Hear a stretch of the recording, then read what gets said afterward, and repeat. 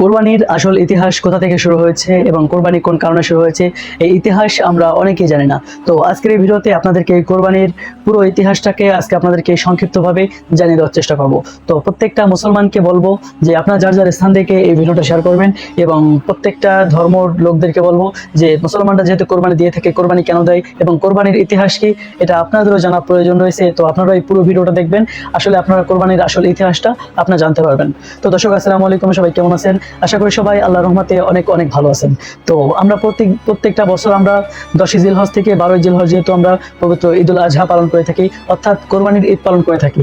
এই কোরবানির ঈদ যে আমরা কেন পালন করি এবং কোরবানির ঈদটা কোথা থেকে আসলো এবং আমরা পশু কোরবানি দিয়ে থাকি, এই কোরবানিটা আমরা কেন দেই, কি জন্য দেই এবং কোরবানির ইতিহাসটা কোথা থেকে শুরু হয়েছে এবং কোন জায়গা থেকে আসলো, এটা প্রত্যেকটা মুসলমানের জানা অত্যন্ত প্রয়োজন এবং প্রত্যেকটা ধর্মের লোকদের জানা প্রয়োজন। যেহেতু আপনারা দেখে থাকেন যে আমরা গরু কোরবানি দেই, পশু কোরবানি দেই, আপনাদের ভিতরে প্রশ্ন থাকে যে মুসলমানরা কেন কোরবানি দেয়, কোরবানির ইতিহাসের কারণ কি, কোরবানির কোথা থেকে শুরু হলো, এই প্রত্যেকটা বিষয় কিন্তু আপনাদের জন্য জানা অত্যন্ত জরুরি এবং অত্যন্ত গুরুত্বপূর্ণ। তো আজকের এই ভিডিওতে আপনাদেরকে জানাতে যাচ্ছি কোরবানির আসল ইতিহাস। তো কোরবানি পৃথিবীতে শুরু হয়েছে প্রথমত হযরত আদম আলাইহিস সালামের যুগ থেকে। পৃথিবীতে সর্বপ্রথম কোরবানি শুরু হয়েছে হযরত আদম আলাইহিস সালামের যুগ থেকে। পৃথিবীর প্রথম মানবের হাত ধরে পৃথিবীতে কোরবানি শুরু হয়। আমরা অনেকে ধারণা করে থাকি বা অনেকে চিন্তা করে থাকি কোরবানি শুরু হয়েছে হযরত আদম আলাইহিস সালাম এরপরে হযরত ইব্রাহিম আলাইহিস সালামের যুগ থেকে বা ইব্রাহিম আলাইহিস সালাম ইসমাইল আলাইহিস সালাম থেকে কোরবানি শুরু হয়েছে। আসলে কোরবানি ইব্রাহিম আলাইহিস সালাম এবং ইসমাইল আলাইহিস সালাম থেকে শুরু হয়নি। কোরবানি শুরু হয়েছে হযরত আদম আলাইহিস সালামের যুগ থেকে হাবিল এবং কাবিলের মাধ্যমে। হাবিল এবং কাবিলের মাধ্যমে কিভাবে কোরবানি শুরু হয়, তারা যখন দ্বন্দ্বে লিপ্ত হয় তখন আদম আলাইহিস সালাম তাদেরকে বলে তোমরা আল্লাহর রাস্তায় উৎসর্গ করো তোমাদের সব থেকে পছন্দের জিনিসটা। তখন হাবিল এবং কাবিলের মধ্যে হাবিল ছিলেন, তিনি তার বকরি চাষ করতেন বা দুম্বা চাষ করতেন। সে আল্লাহর রাস্তায় কোরবানি করার জন্য তার সমস্ত দুম্বার মধ্য থেকে সব থেকে শ্রেষ্ঠ যে দুম্বাটা আছে সেই দুম্বাটাকে সে আল্লাহর রাস্তায় কোরবানি করার জন্য নিয়ে আসলেন। এবং কাবিল ছিলেন তখনকার একজন কৃষক, সে তার ফসলের মধ্য থেকে সব থেকে নিকৃষ্ট যে ফসলগুলো আছে সেই ফসলগুলো নিয়ে আসলেন এবং কোরবানি দেওয়ার জন্য প্রস্তুত করলেন।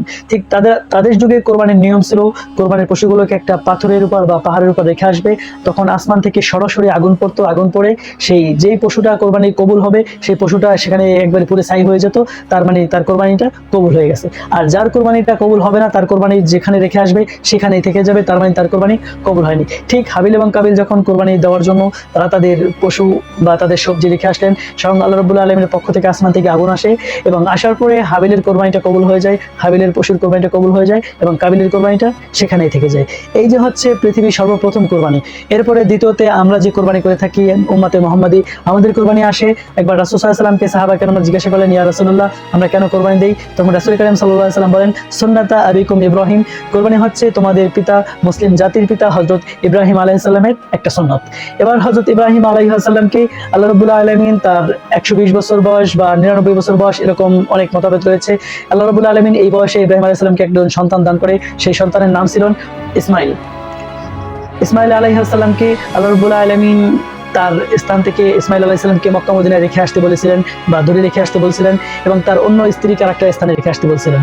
সেখান থেকে ইব্রাহিম আলাইহিস সালাম একদিন স্বপ্নে দেখলেন যে আল্লাহ রাব্বুল আলামিন তাকে আদেশ করলেন যে হে ইব্রাহিম, তোমার প্রিয় সব থেকে তোমার প্রিয় বস্তুটাকে তুমি কোরবানি করো বা উৎসর্গ করো। তখন ইব্রাহিম আলাইহিস সালাম সকালবেলা ঘুম থেকে উঠে তার পক্ষ থেকে 100টা উট কোরবানি করে দিলেন। 100টা উট কোরবানি দেওয়ার পরে দ্বিতীয় দিন ইব্রাহিম আলাইহিস সালাম আবার ঘুমায়, আবার ওই একই স্বপ্ন দেখে। দ্বিতীয় দিন আবার ইব্রাহিম আলাইহিস সালাম 100টা উট কোরবানি দেয়। তৃতীয় দিন এই একই স্বপ্ন দেখে ইব্রাহিম আলাইহিস সালাম আবার কোরবানি দেয়। চতুর্থ দিন যখন আবার এই একই স্বপ্ন দেখে তখন ইব্রাহিম আলাইহিস সালাম বুঝতে পারলেন যে আল্লাহ রাব্বুল আলামিন আমার কাছে আমার সব থেকে প্রিয় যে বস্তুটা আছে হয়তো সেই বস্তুটাকে কোরবানি দিতে চাচ্ছেন। সে যেহেতু আল্লাহর নবী, তার নবীদের ঘুম হচ্ছে একটা ওহী, নবীদের ঘুম হচ্ছে ওহী। ইব্রাহিম আলাইহিস সালাম তখন বুঝতে তার বাকি থাকে না যে আল্লাহ রাব্বুল আলামিন তাকে তার সন্তানকে কোরবানি দিতে বলছে। ইব্রাহিম আলাইহিস সালাম তখন ঘুম থেকে পরবর্তী কয়েকদিনের ভিতরে তার সন্তানকে বললেন যে আল্লাহর পক্ষ থেকে এই হুকুম এসেছে, এবার তুমি কি বলো?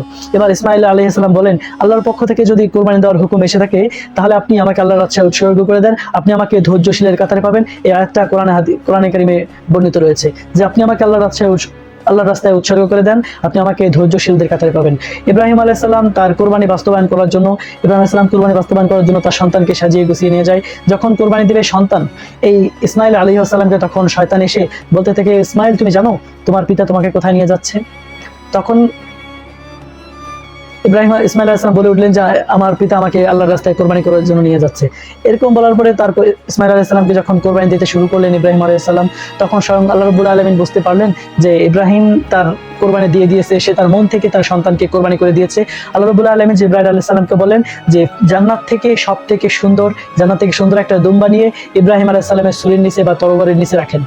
তখন জিবরাইল আলাইহিস সালাম তাই করলেন, জান্নাত থেকে একটা দুম্বা এনে ইসমাইল আলাইহিস সালামের তরবারির নিচে রাখলেন এবং এই দুম্বাটা কোরবানি হয়ে গেল।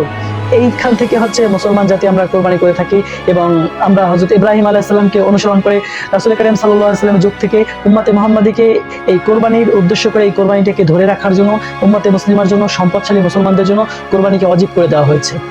আর কোরবানি এটা শুধুমাত্র গোশত মাংস খাওয়াকে কোরবানি বলা হয় না। কোরবানি হচ্ছে ত্যাগ স্বীকার করা, আপনার যে সম্পদ আছে আপনার সম্পদটাকে আল্লাহর রাস্তায় ব্যয় করে আল্লাহর নৈকট্য অর্জন করাকেই কোরবানি বলা হয়। তো প্রত্যেকটা যাদের কাছে সম্পদ রয়েছে, যাদের কাছে নেশাব পরিমাণ সম্পদ রয়েছে, আপনাদের সকলের উপর কোরবানি ওয়াজিব। নেশাব পরিমাণ সম্পদ হচ্ছে 7 তোলা স্বর্ণ এবং 52 তোলা রূপা যদি আপনার কাছে থাকে, অথবা এই পরিমাণ সম্পদ বা ব্যবসায়িক পণ্য যদি আপনার কাছে থাকে, তাহলে আপনার উপর কোরবানি ওয়াজিব। তো দর্শক, আজকের ভিডিও এখানে শেষ করছি।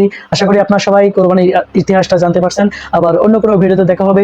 এতক্ষণ ভালো থাকবেন, সুস্থ থাকবেন। আসসালামু আলাইকুম ওয়া রাহমাতুল্লাহি ওয়া বারাকাতুহু।